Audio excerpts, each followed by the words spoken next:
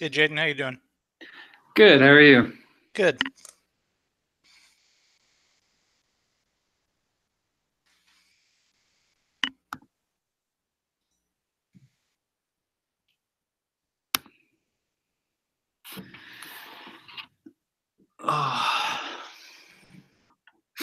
As you can tell, I am in a church building after Mutual.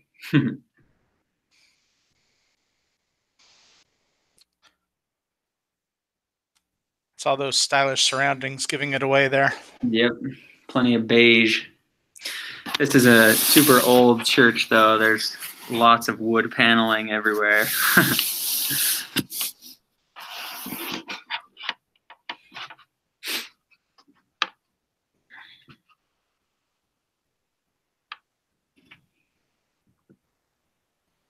So I'm not super familiar with Google Hangouts. Can you tell if it's recording? I believe it is, but At the bottom of your screen, there's a little button, and I can't remember what it's called, but it's pretty noticeable. It's like go live or something. And when you click that, it automatically goes on to the recording. So I believe you are. okay. Yeah, I did that, and then it switched to stop broadcast. So I don't have a go live button anymore. I could stop recording. So I think I did it right. Yeah, I think you got it. I think I better hotspot. This church internet is not the best.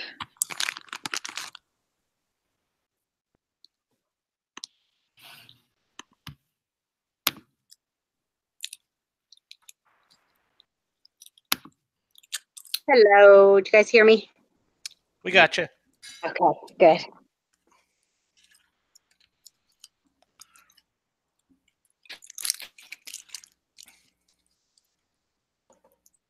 Yes.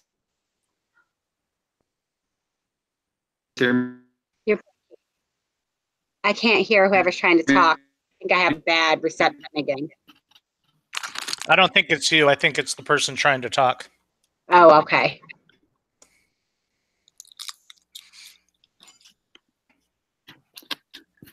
I think it's better. I just switched on to better. Yeah, that's a little better.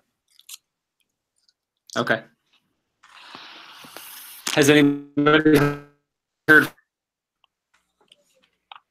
from? We're losing you, Jaden. No.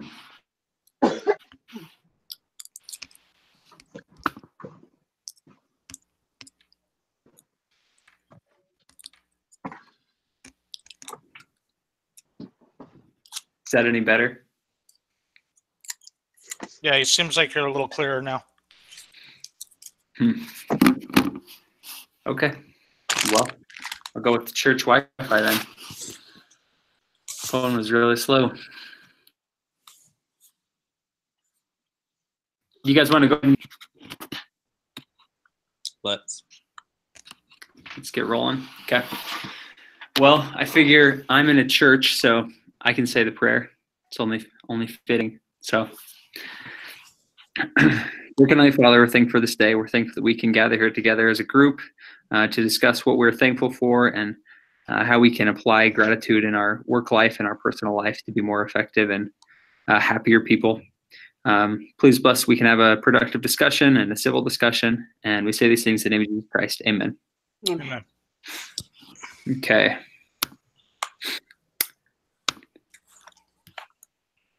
Give me just a sec.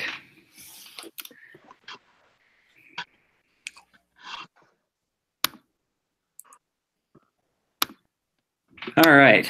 So, I guess I'll open it up to everybody. Anybody want to comment on something that they liked from the talks or from the activities of sending letters or reaching out to people that you haven't talked to in a while?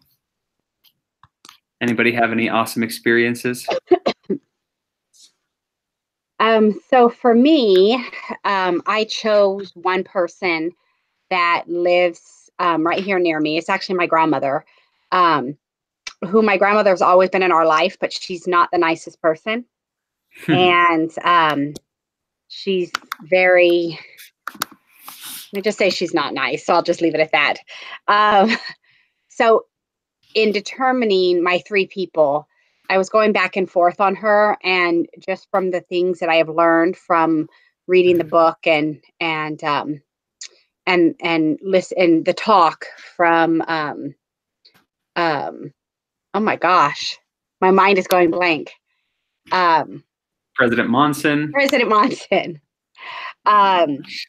I just was inspired that it was something that I should put her on the list, and she should be one of the people that, even though she can be a very ugly person, that to have healing within myself, that I needed to show that I was grateful for a lot of the things that she has done.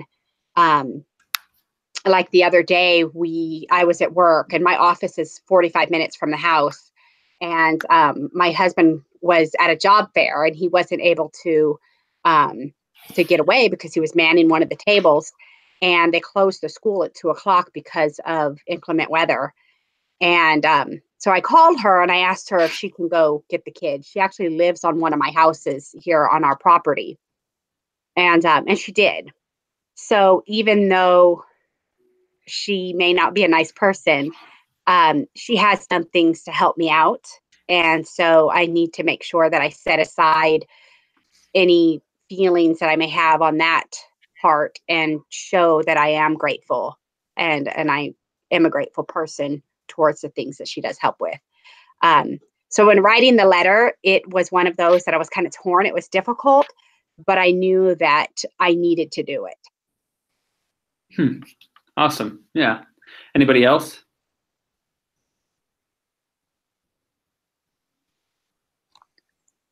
Did anybody, were you guys doing handwritten letters or emails? How formal were you guys? I did 2 handwritten and 1 email. Yeah. It has been a very long time since I've written a handwritten thank you up until this week.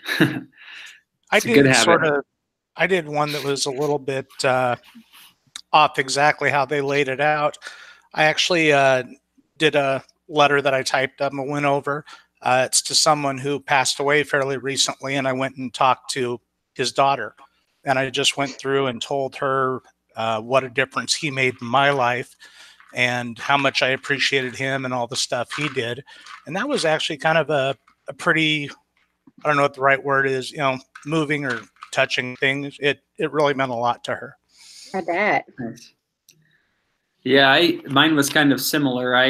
Me and my wife have been struggling to have kids for a while, and this February 1 was the anniversary of a miscarriage my wife had, and we got a foster placement of a 1-year-old kid, and it just felt like this answer to our prayers, kind of. So we both wrote a note to him for the future. We're going to be adopting him soon, so we both wrote a future note of thank you for making us parents and allowing us to do this and help you. And it was a cool experience. I'm glad this came up this week and that I had to lead, so I actually did it beforehand and put some thought into it. It was really, really a good experience. Anyone else want to share anything about the activity before we dive into the talks?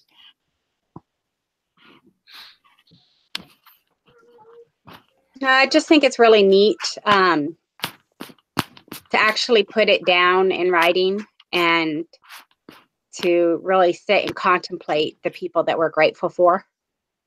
Mm-hmm.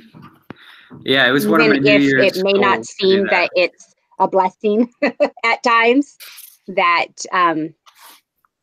it could be a blessing in disguise, and we're still grateful. Yeah, I mean, I didn't know about this activity or anything, but one of my New Year's goals this year was to write in a gratitude journal weekly, and it's been super eye-opening, and just it's been pretty life-changing, honestly, just to see how good I have it, and really takes the ability to complain out of your life when you really think about what you have and how great things are for you. Yeah, I think that was one great thing about President Monson's talk, was about the farmer with his kids, electricity, and and, you know, being grateful for what you have. Yeah, so that was kind of my next question. So that's a good segue. In reading the talk, I don't know if everyone got that far. We'll do a quick refresher. Back olden days, this poor farm family, they're about to they've been saving up to buy a hay baler, which is going to make the dad's life so much easier. And it comes to, we can afford a hay baler or electricity for his wife. And the dad notices how his wife is washing clothes all day and never gets a break. And when I read this, I could hear President Monson's voice, and it made me nostalgic. He says, although elated at the prospect, he says, do you think we should break down and get electricity? The wife, although elated at the prospect, she shed a tear or two as she thought of the hay loader that wouldn't be bought. And the next line is, so the electrical line went up their lane that year. That just sounds like playful, sarcastic President Monson. But then it goes on to tell about their Thanksgiving dinner. They have no money. The crops failed that year. They didn't have a hay baler. Life just seems terrible at the time. But they have had light bulbs in their house. They're not doing oil lamps anymore. And the dad goes out and gets a jackrabbit, and they eat the turnips, which is the only crops that made it through the year. And none of the kids will eat. They're all throwing a fit because it looks terrible. And the dad doesn't say anything. He goes up to the attic, and he gets the old oil lamp, and he turns off the electricity, and he sets the oil lamp on the table. And I'll just read it real quick since I have it up. In the humble dimness of the old lamp, we were beginning to see clearly again. It was a lovely meal. The jackrabbit tasted like turkey, and the turnips were the mildest we could recall. Our home, for all its want, was so rich to us. It was a really good talk. I really loved it. And my question that I kind of formulated as I read this was, what is our what's our light bulb in our life, and what is our oil lamp? So I'll let you guys discuss that, throw that around. What's your light bulb and what's your oil lamp? I guess one thing that I could say is that possibly looking at it as something, you know, I could take for granted that I should be grateful for is my job.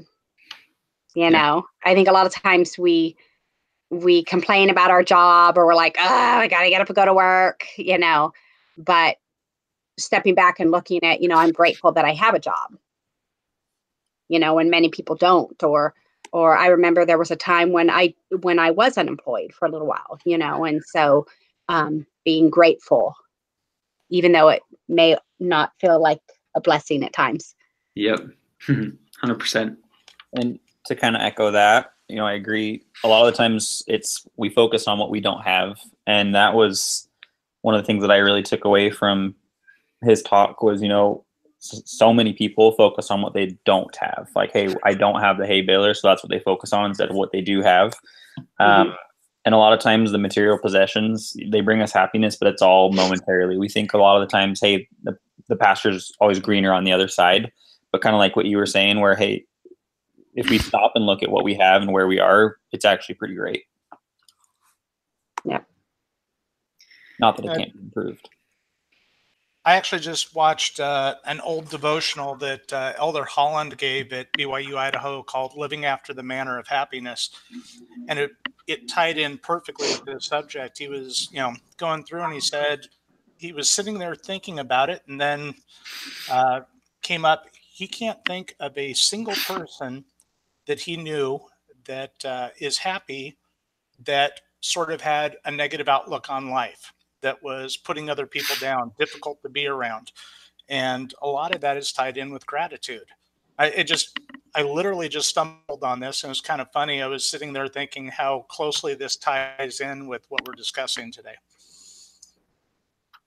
Yeah. I don't think it's coincidence that it ties in so well with a lot of our lives, because it's just such a fundamental thing. Does anyone have any other comments on President Monson's talk? That was my biggest takeaway. And thank you, Martin. That was kind of the number 2 thing that I wanted to talk about, is focus on what you do have, not what you don't have. My other big one was that we a lot of the times we take people for granted who do deserve our gratitude. the people in our lives that make it easier, that are always there, they almost become part of the routine. And kind of like you said about your grandma, how she may not be the nicest person, but she was able to do that thing for you. It makes a really big difference. Yeah. So the company that I work for, they're really big on culture. We have, we've changed verbiage that we use. We don't use corporate, we use support center. We don't use employee, we use team member. But one of the things over the last couple of years that we started doing that I really like, we do what are called gratitude circles, where at the start of a shift, every team member goes around and you do it one of two ways. You either go around and everyone just says one thing they're grateful for, or you pick a person and everyone says something they're grateful for about that person. So like if we were to pick on Jaden, all of us would go around and say one thing we're grateful for about Jaden. And as we've done that, I've seen that like in a workplace, your day-to-day gets really, you do this, you do this, you do this. But for a lot of the team members who, grew up in completely different walks of life where they didn't have the gospel, being that open-minded and trying to have a grateful conscience has really changed how people think. It's been really cool to see. And I think that there were a lot of elements with that from President Monson's talk. Yeah. I wanted to talk about this lady that I've been getting to know lately. I volunteer at a local place called Circles. I don't know if you've heard of it. It is nationwide, but it's like people that are in like extreme poverty can sign up, and they get paired with people that are just middle class, regular, I guess. And you just basically become their friend and try to build them up and help them set goals and just try to change their circles. That's a big part of what makes us who we are economically. And I'm working with this lady right now. Her name is Tish. She has 7 kids, and like 5 of them are disabled pretty severely. They have autism or something like that. And they live in a 1-bedroom basement apartment, and it's just like the worst scene. Like I serve my mission in South America, and I have never been to a house that horrible. And every time I go there, that's the same thought that I leave with. Is just, well, look what I have. I complain that I live in a condo and don't have a yard. My house is perfectly fine. It's just been really eye-opening to see, how are other people living? And really, she's happier than me in a lot of ways. She really is nailing the gratitude stuff of, she made me a Valentine. I didn't make her a Valentine. She doesn't have money for food, and she made me a Valentine. So she's awesome, and volunteering like that has really helped me to be more grateful for what I have. So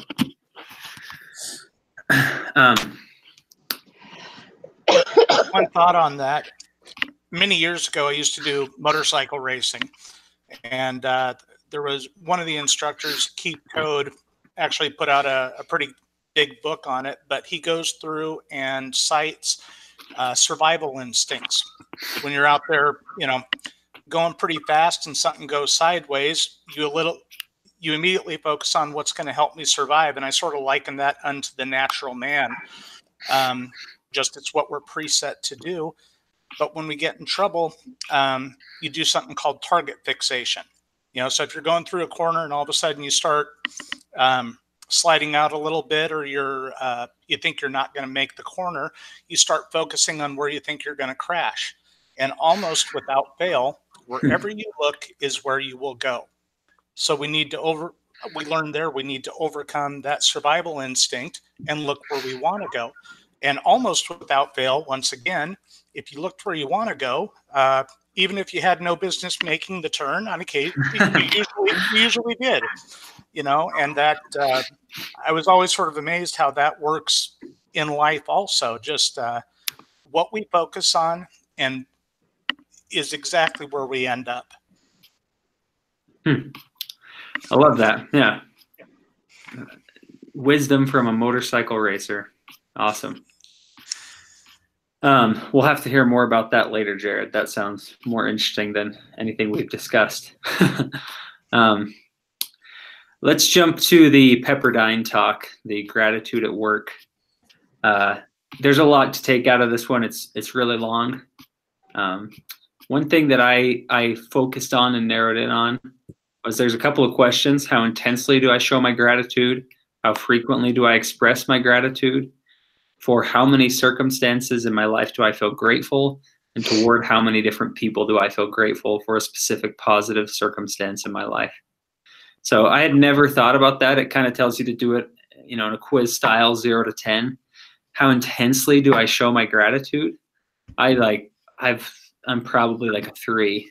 I'm not, I don't know. I don't go that out of my way. How frequently? Once a week. That's not enough. How many circumstances? I don't even know. I'd never thought about that way. I just think my life is good. But it was an interesting quiz to go through that and to read that paragraph of "Do you measure up?" Does anyone have anything else that they took out of this that they like to talk about? I thought it was interesting when they pointed out that people who are grateful or who tend to continually show gratitude live longer. I thought that was interesting. Oh yeah, with the nuns. That's right. Yeah. It is. I don't know if I want to live that long, but I better start being ungrateful. Yeah, I think it ties to, to stress. Those who don't stress as much live longer. And I think if we're constantly being grateful, we don't stress as much. Yeah, for sure. I also liked the strategies that it kind of went into about halfway through it. I'm just kind of getting out of a job, and I've just started a new job a few weeks ago, but my last job, I was like really unhappy for like 6 months. It was just kind of miserable.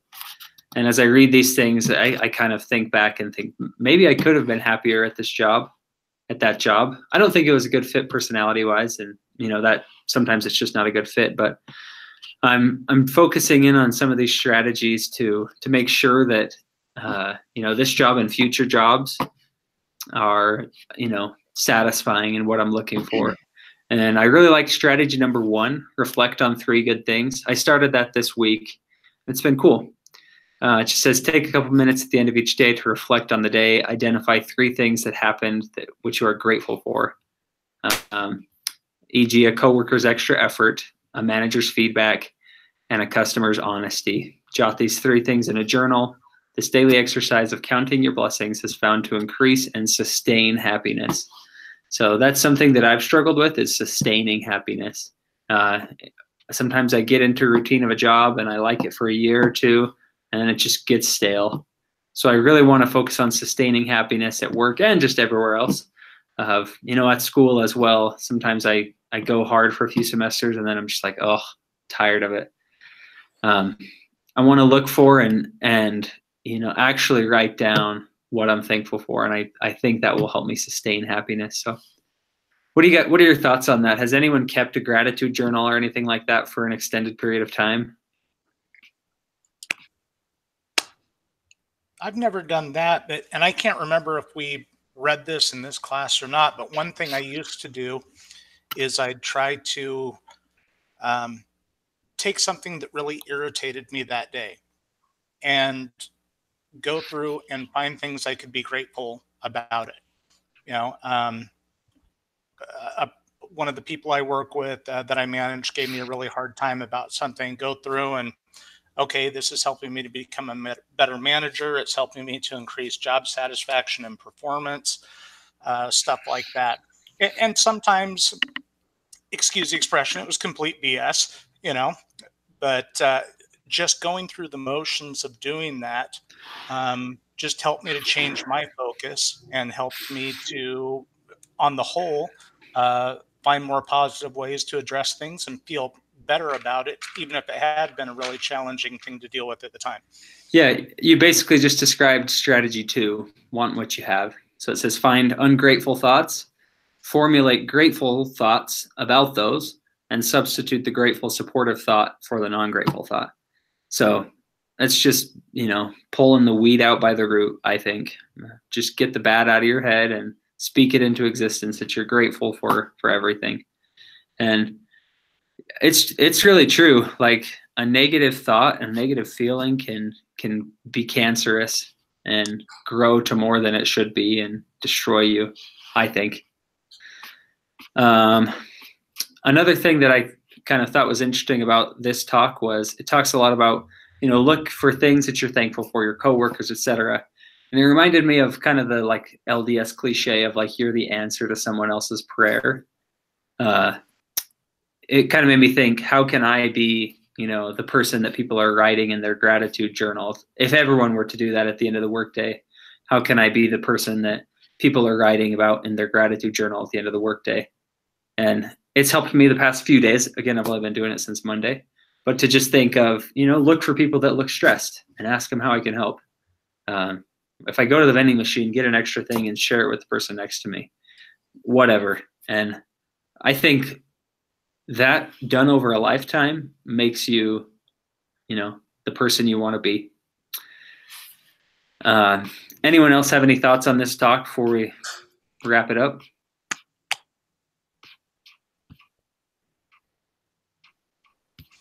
Or whatever you want to call this article. Okay. And the last one was short and sweet. Let me get it pulled up. Foster a culture of gratitude. So I would assume this is pretty big in your workplace, Julia, about whether or not you like each other at work, respect each other at work. And just, what motivates people, what keeps people satisfied at work. So anyone find anything that they want to share in this article? One of the big things that stood out to me was that being grateful and showing your gratitude, it leads to being a high performer. Like when I look at the people along my career path that have, in my eyes, been really successful that I've known, they weren't really arrogant people. They were very humble, down to earth. And I think they had a good sense of what to be grateful for, and they expressed it. And that's part of what made them really good. It's what helped develop them. It's what helped make them even develop the people around them. Yeah. I like the line, research on gratitude and appreciation demonstrates that when employees feel valued, they have high job satisfaction, are willing to work longer hours, engage in productive relationships with coworkers and supervisors, are motivated to do their best, and work towards achieving the company's goals. That's like what every employer wants in one sentence. So could you speak to that at all, Julia? Have you noticed that? I'm sure you deal with a lot of unhappy employees. So yeah, but it does make a difference when you have team members that buy in to the company and the culture, and rather than people who just don't have a buy-in, they just want to come in for a paycheck. There is a big difference in their work ethic. For sure. Yeah. Did we read the Zappos article in this class, or is that a different class of mine? The what? There's an article about the company Zappos. Did we read that this week or no? No. So it's for it's for an entrepreneur class I'm taking. So there's the online company Zappos. Just real fast, the CEO of the company, whenever he hires people, as they go through their training process, once they learn what the company culture is and they go through, they offer anyone that's hired a $2,000 bonus to quit. And it's just to walk away to help weed people out who are bought in for the company culture and those who are just there for a quick buck. It's pretty interesting how it helps keep people in who are really there for the long haul. And it's no hard feelings. Hey, if you want out, we'll even pay you extra. Just so that way the culture does thrive. It was a really cool read. And I think it went a lot with that. Interesting. That's tempting. Yeah, that's pretty cool. Well, make sure we covered everything. We quick today. Yeah, there wasn't as much. Yeah. That's really everything that was on the agenda to discover or to go over. Does anyone have any last thoughts before we wrap up? No, I think even though it was short, I think it was a lot more powerful, I think, than some of the other Definitely. discussions. I liked it more. Well, very cool. Thanks, guys. Thank you. Thank you. Thanks. So are we starting back over with Yeah. you, Martin? So I'll do next week. Yep. So Okay. what do I need to do with this link? I posted in that group discussion. The link you post in the group, yeah, and because that's for if the teacher wants to jump on, but you need to make sure that you upload it, send it to the teacher. Yeah. So on Email the it to the teacher. no, there's an assignment section for it. So you've got the discussion agenda, and then there's a place for you to upload the link. Let me see if I can find it. Let me look.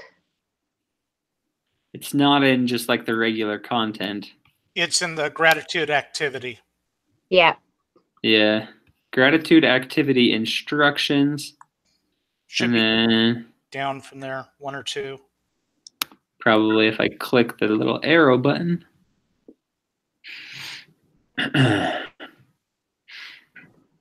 Is it the gratitude activity self-assessment? No, it's the No, one after that. We each do that on our own.